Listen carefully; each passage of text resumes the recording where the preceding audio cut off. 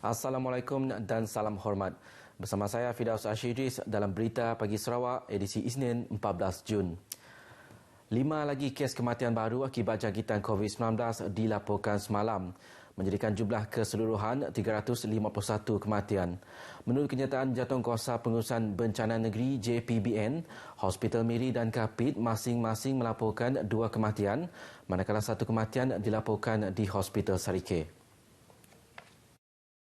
Sementara itu, kes positif COVID-19 di negeri ini kekal 3 angka dengan 544 kes baharu dilaporkan, menjadikan jumlah keseluruhan 55,443 kes. Daripada 544 kes, 55.88% kes dikesan di 5 daerah iaitu Kuching, Bintulu, Sibu, Miri dan Saratok. Dalam pada itu, tidak ada kluster baharu dilaporkan, menjadikan jumlah kluster masih aktif sebanyak 82 kluster. JPBN dalam pada itu mengisytiharkan Perintah Kawalan Diperketatkan PKPD membabitkan 8 lokaliti iaitu 6 rumah panjang dan 2 buah kampung. Masing-masing 3 di Bintulu, 3 di Tatau dan masing-masing 1 di Pakan dan Kuching. PKPD di lokaliti tersebut dilaksanakan antara 12 hingga 29 Jun. JPBN turut mengumumkan penamatan PKPD di 3 lokaliti, membabitkan sebuah kuartus, rumah sewa dan rumah panjang di Bintulu dan Sarike. Program turun padang pemberian vaksin secara bergerak bagi bahagian Betong bermula semalam dengan kawasan pertama yang dikunjungi pasukan outreach vaksinasi COVID-19 Kementerian Kesihatan ialah Ulu Spak. Wartawan Rosita Ampong yang turut serta meninjau proses pemberian vaksin tersebut ada laporannya. Proses pemberian vaksin kepada penduduk kawasan Ulu Spak bertempat di Klinik Kesihatan Nangamujau. Klinik Kesihatan Nangamujau letaknya kira-kira 50 km dari Bandar Betong dan ianya telah dipilih menjadi tempat pemberian vaksin untuk program turun padang ataupun Mobile Outreach Vaccination Program bagi bahagian Betong. Ianya akan memberi kemudahan ataupun memudahkan lagi urusan penerimaan vaksin kepada penduduk dari 17 buah rumah panjang di kawasan Spak dan Ulu Spak di bahagian Betong. Seramai 100 orang penduduk dari 3 buah rumah panjang menerima suntikan vaksin mereka pada hari pertama. Bilangan dos suntikan akan ditambah kepada 120 sehari dan jadual pemberian vaksin adalah selang sehari. Individu yang layak berumur 18 tahun ke atas serta bersedia menerima vaksin akan diberi suntikan walaupun mereka belum menerima janji temu atau berdaftar. Untuk menyenangkan penduduk-penduduk kita bawa ke klinik di pendalaman. Dan klinik Nangamujau ini merupakan satu yang strategik di Spak. Dan 17 rumah panjang ini yang akan kita datang dan kumpulkan untuk vaksinasi. Untuk bahagian Betong, kita akan memulakan di klinik Nangamujau, klinik Nanga 3, klinik Nanga Wudu dan juga klinik Nanga Atoy di Seratok. Jadi diharap ini dapat membantu orang-orang di pendalaman untuk mendapatkan vaksinasi. Program tersebut ternyata mendapat sambutan menggalakkan dari penduduk sekitar yang selama ini telah menunggu agak lama bagi mendapatkan giliran penerimaan vaksin masing-masing. Ini sangat baguslah bagi saya dan seluruh penduduk kampung Nangamujau. Sebab kami tidak payah pergi ke pasar. Ini senang dekat dengan rumah. Sudah, register MySejahtera pun sudah, pakai office tu sudah, tapi belum juga dipanggil. So akhirnya sudah dipanggil, sangat gembira lah. Gembira lah, sudah dapat, sudah. Memang sebelum ni memang nak terima vaksin lah? Nak sangat. Tunggu, tidak juga panggil. Pemudah ya, hari bala rumah panjang itu tadi bisik bersebana, nanti lepas nurang ke pasar, lepas ke satu ya, semesti ya bisik kereta magang, lepas kedua lagi, lepas kos pun sikit besarnya. Yang memang kami nak kira orang bisik kita ke. Di kami kilik kekian ketambang kami tubuh siku 30 boleh mansang. Nyamai orang Muhammad lut berintang asal kita deh. Untuk bahagian Betong, jumlah individu yang layak menerima vaksin adalah kira-kira 92,000 orang dan 4% dari jumlah tersebut telah menerima vaksin. 2 lagi lokasi dicadangkan sebagai pusat pemberian vaksin PPV di Miri, iaitu di Curtin University dan Sekolah Menengah Pemin. Menteri Muda Pelancongan, Kesenian dan Kebudayaan Datuk Sebastian Ting Chiu Yu berkata, pertambahan 2 lagi PPV berkenaan mampu meningkatkan kapasiti pemberian vaksin kepada masyarakat di Bandaraya Miri. Jelasnya tinjauan dan perbincangan daripada pengurusan kedua-dua institusi pendidikan itu mendapati kapasiti pemberian vaksin di Curtin University dapat mencapai 1,500 dos, manakala di sekolah menengah Pemin pula dianggarkan sehingga 700 dos sehari. People are infected over in Sarawak. We have been few hundred for many weeks.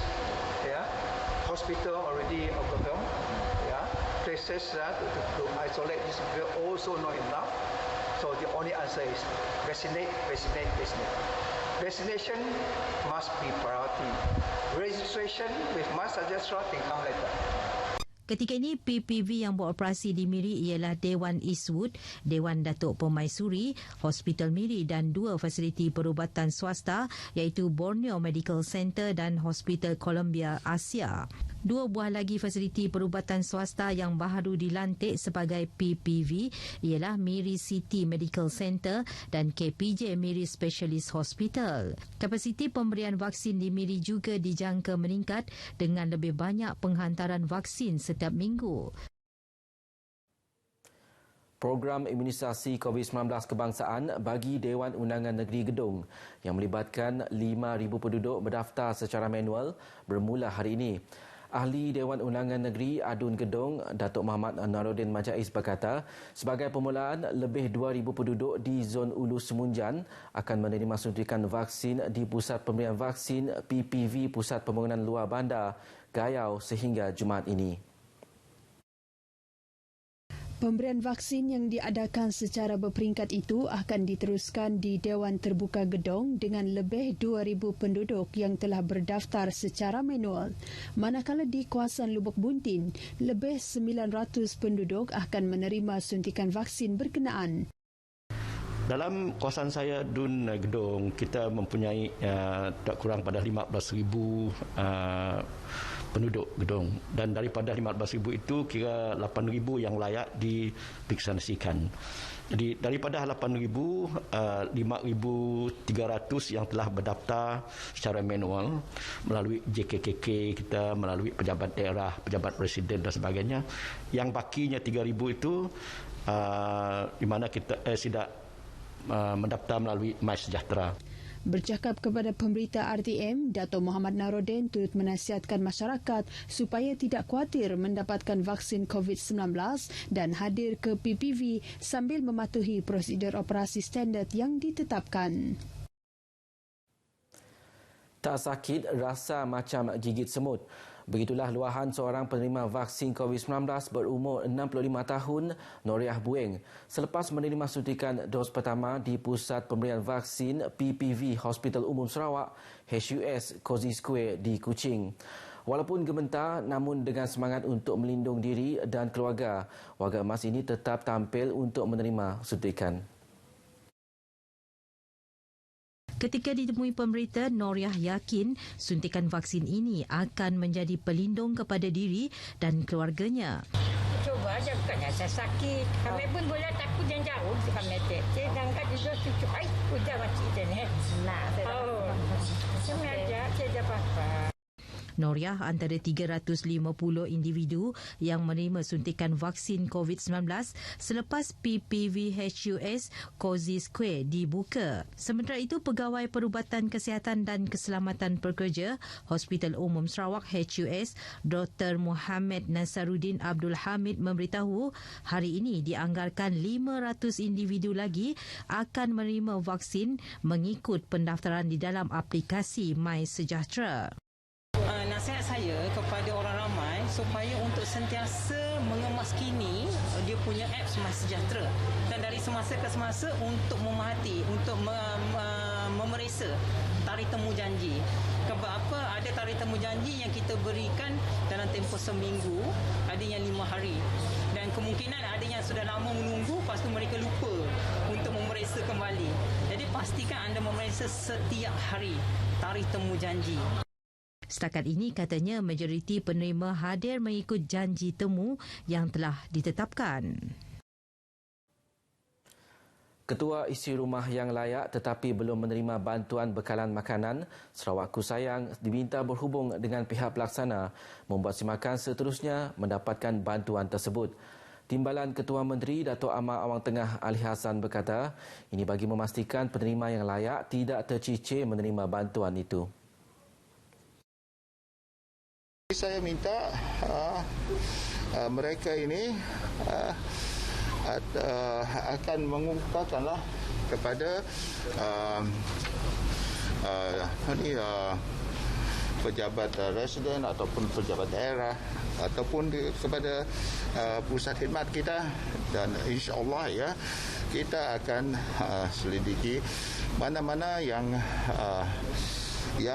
layak tetapi tertinggal, kita akan cuba usahakan. Dato' Amar Awang Tengah juga meminta mereka yang belum menerima bantuan tersebut untuk bersabar kerana berlakunya sedikit kelewatan ekoran permasalahan bekalan stok makanan dan beberapa perkara lain yang tidak dapat dielakkan.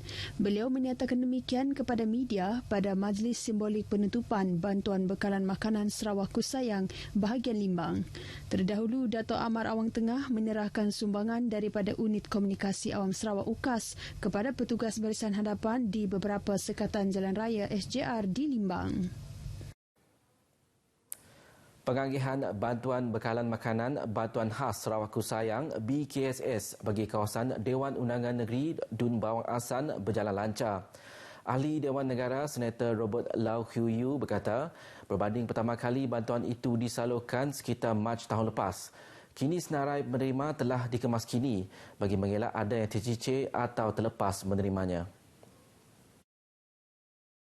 Jelasnya bantuan itu berjaya dihantar dengan lancar memandangkan senarai nama ditambah baik dengan bantuan kerjasama pelbagai pihak termasuk pemimpin di peringkat akar umbi.